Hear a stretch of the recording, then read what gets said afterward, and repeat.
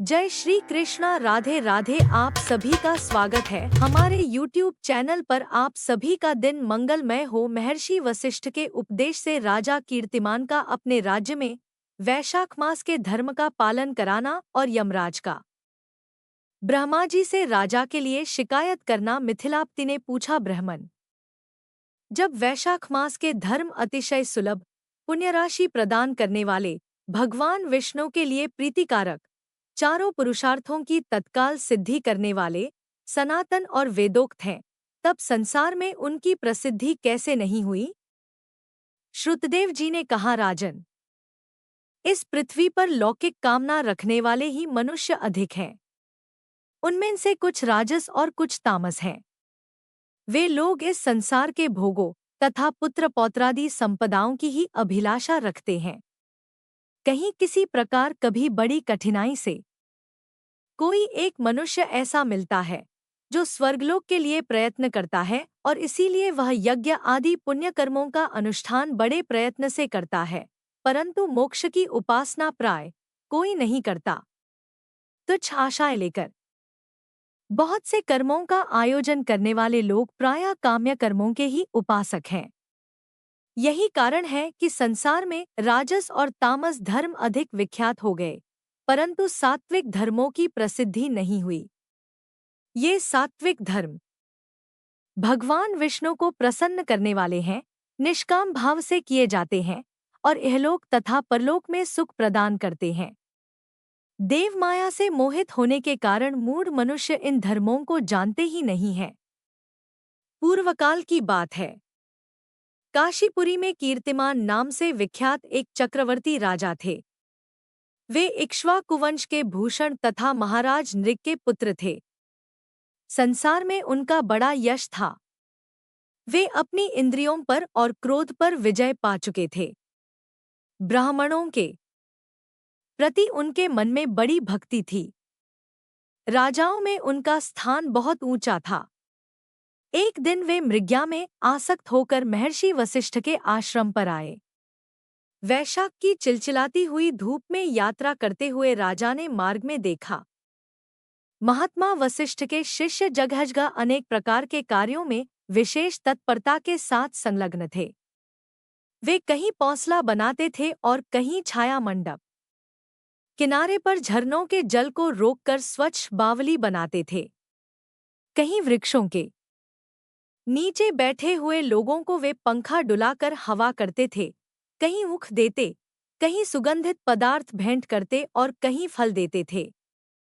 दोपहरी में लोगों को छाता देते और संध्या के समय शरबत कोई शिष्य घनी छाया वाले वन में झाड़ बुहार कर साफ किए हुए आश्रम के प्रांगणों में हितकारक बालुका बिछाते थे और कुछ लोग वृक्षों की शाखा में झूला लटकाते थे।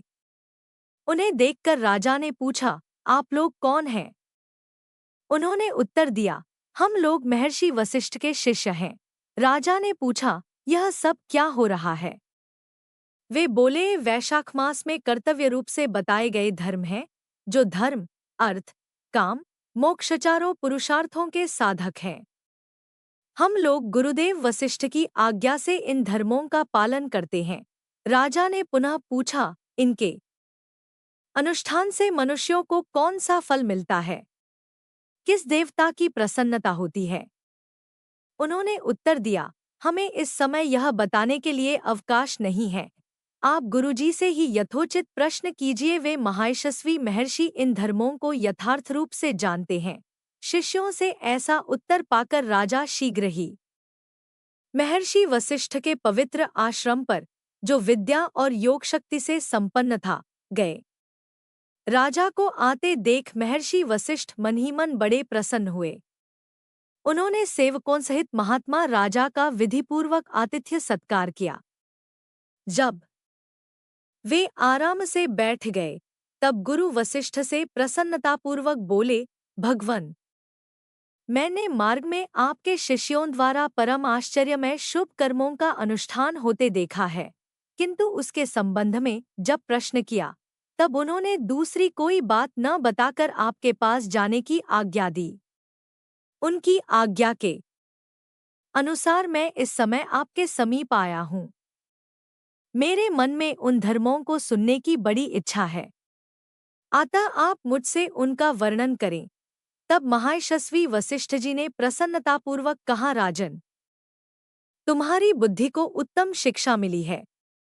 अतः उसने यह उत्तम निश्चय किया, भगवान विष्णु की कथा के श्रवण और भगवत धर्मों के अनुष्ठान में जो तुम्हारी बुद्धि की आत्यंतिक प्रवृत्ति हुई है, यह तुम्हारे किसी पुण्य का ही फल है। जिसने वैशाख मास में बत हुए महाधर्मों के द्वारा भगवान श्रीहरि की आराधना की है, उसके उन धर्मों से भगवान बहुत संतुष्ट होते और उसे मनोवांछित वस्तु प्रदान करते हैं। संपूर्ण जगत के स्वामी भगवान लक्ष्मीपति समस्त पापराशि का विनाश करने वाले हैं। वे सूक्ष्म धर्मों से प्रसन्न होते हैं, केवल परिश्रम और धन से नहीं। भगवान विष्णु भक्ति से पूजित होने पर अभीष्ट वस्तु प्रदान करते हैं, इसलिए सदा भगवान विष्णु की भक्ति करनी चाहिए। जगदीश्वर श्रीहरि जल से भी पूजा करने पर अशेष क्लेश का नाश करते और शीघ्र प्रसन्न होते हैं।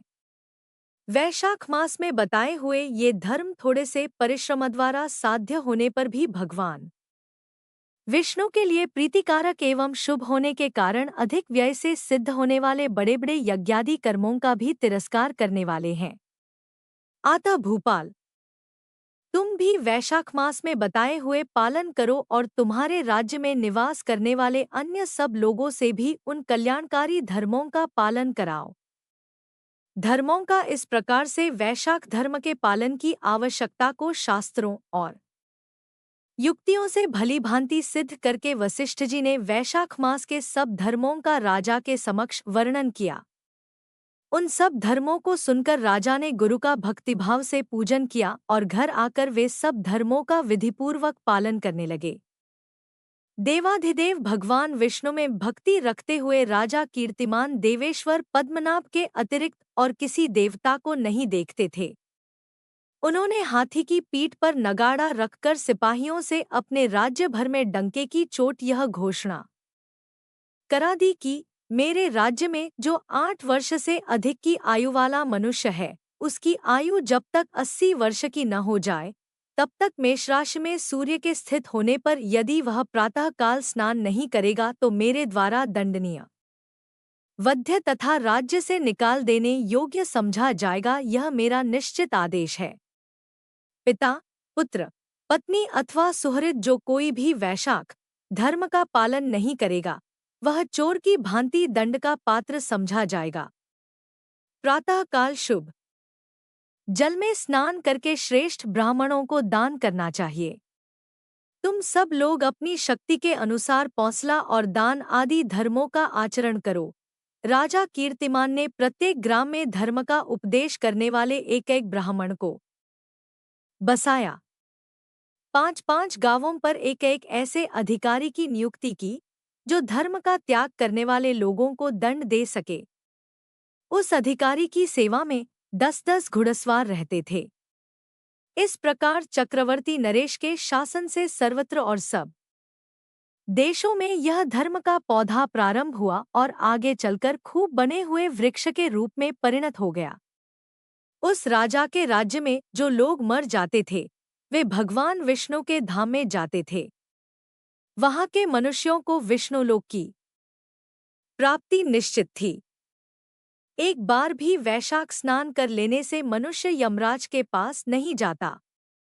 अपने धर्मानुकूल कर्म में स्थित हुए सब लोगों के विष्णुलोक में चले जाने से यमपुरी के सब नरक खाली हो गए।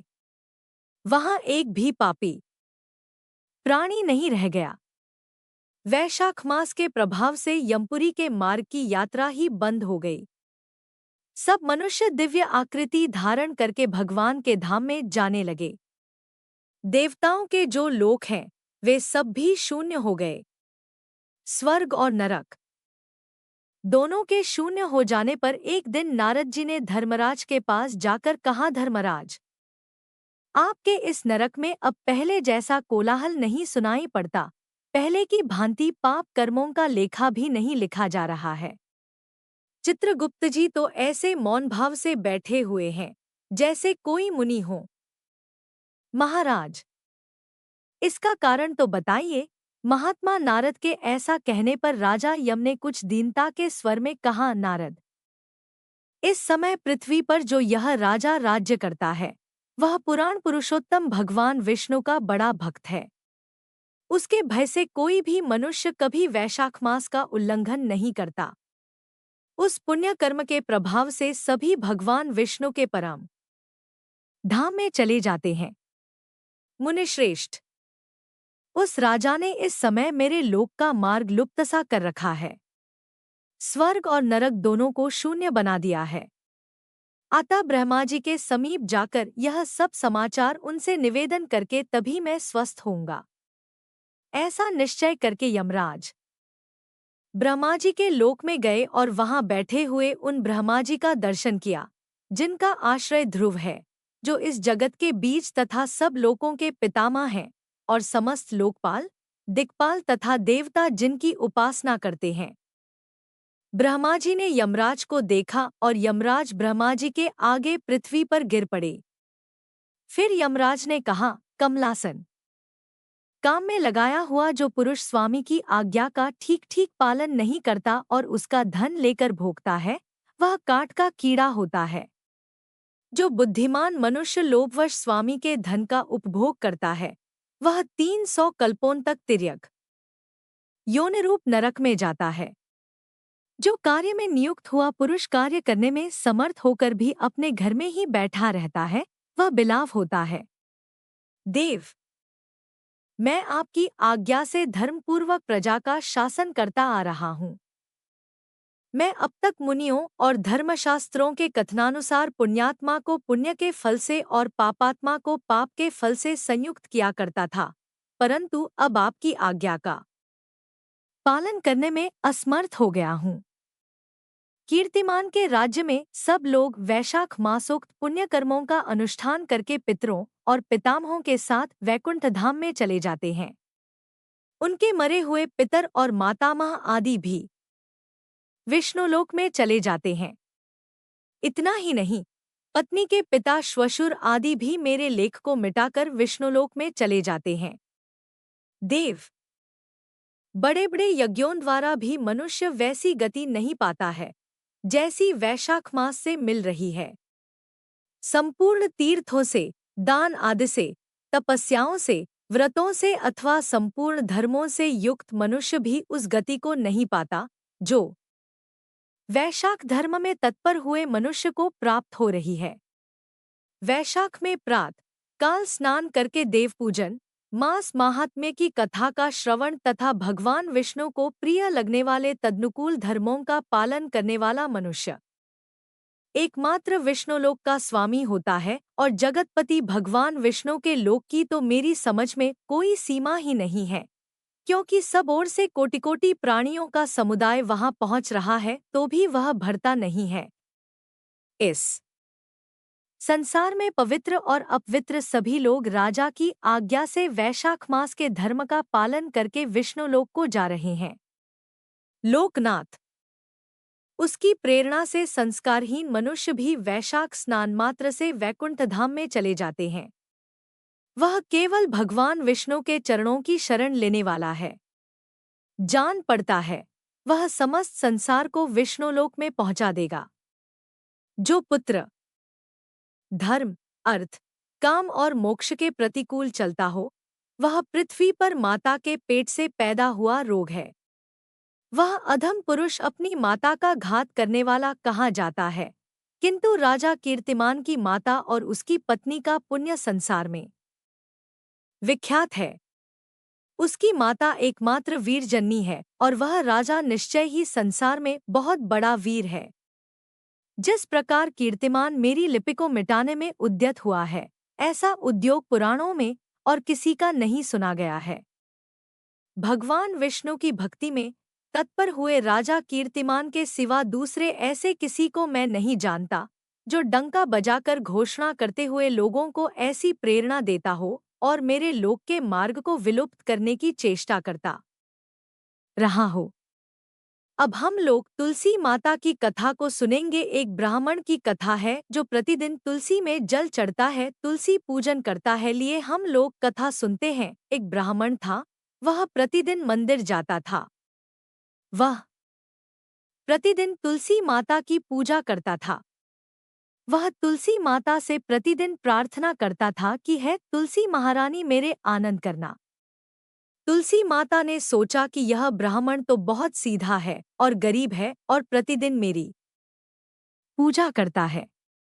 मैं इसके कुछ न कुछ करना चाहती हूँ।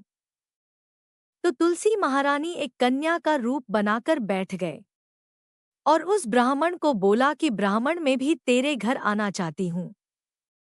ब्राह्मण ने सोचा कि 6 लड़कियां तो मेरे पहले से ही है और 7 लड़कियों का मैं कैसे पालन पोषण करूंगा? लड़कियों की शादी कैसे कराऊंगा? मेरे पास तो कुछ ऐसा भी नहीं है। यह व्यभिचार करके वह बहुत परेशान रहने लगा। उसको तो खाना भी नहीं भा रहा था। उसकी औरत ने कहा कि क्या बात है, आजकल बहुत दुखी दुखी रहने लग गए। तो इस पर ब्राह्मण बोला कि मैं मंदिर जाता हूँ, वहां पर एक छोटी सी सुंदर सी कन्या बैठी है और वह कहती है कि ब्राह्मण मैं आपके घर आऊं। उसकी पत्नी बोली कि अरे इसमें परेशान होने की क्या बात है, आ रही है तो आने दो। ब्राह्मण बोला कि पहले से अपने 6 लड़कियां तो है ही, उनकी भी अपने को शादी भी करवानी है। तो इस पर ब्राह्मणी बोली कि अरे ये तो कोई बात नहीं है, अपनी 6 लड़कियों की शादी करवाएंगे, वैसे 7वीं की भी करवा देंगे। अपन 7 लड़कियों की शादी साथ में करवा देंगे। अगले दिन जब वह ब्राह्मण मंदिर गया तो उस छोटी कन्या ने पूछा ब्राह्मण मैं आपके घर आऊं? तो ब्राह्मण बोला कि हाँ चल बेटा चल। उनको वह घर पर लेकर आ गया। तुलसी माता के कन्या के रूप में ब्राह्मण के घर आने से ब्राह्मण के घर बहुत आनंद हो गया। घर में लक्ष्मी की बारिश हो गई। जब ब्राह्मण 7 कन्याओं की शादी के लिए वर ढूंढने जाने लगे तो उस छोटी कन्या ने कहा कि मेरे तो शालिग्राम जी के मंदिर में जाकर शालिग्राम जी को बोलना कि बारात लेकर आए और मेरी 6 बहनों के तुम्हारी इच्छा से वर ढूंढ लेना। तुलसा महारानी की मेहरबानी से उसके तो सब जेवर कपड़ा खाना सब तैयार हो गया और अच्छी धूमधाम से उनकी शादी हो गई और उस ब्राह्मण के तुलसी माता टूटमान हुए। हम भी तुलसी माता जी से यही प्रार्थना करते हैं कि है तुलसी माता जैसे आप ब्राह्मण पे टूटमान हुए वैसे हम पर भी होना और जैसा आनंद ब्राह्मण के करा वैसे हम सबके करना। प्रेम से बोलिए तुलसी माता की जय, विष्णु भगवान की जय, लक्ष्मी जी की जय। तो भक्तजनों आज की कथा पसंद आई हो तो वीडियो को लाइक सब्सक्राइब शेयर कीजिएगा। कमेंट बॉक्स में विष्णु भगवान की जय, लक्ष्मी माता की जय, तुलसी माता की जय अवश्य लिखिएगा। और मेरे चैनल पर बृहस्पतिवार व्रत कथा, एकादशी व्रत कथा भी अपलोड की गई है, उन कथाओं को भी सुनिएगा।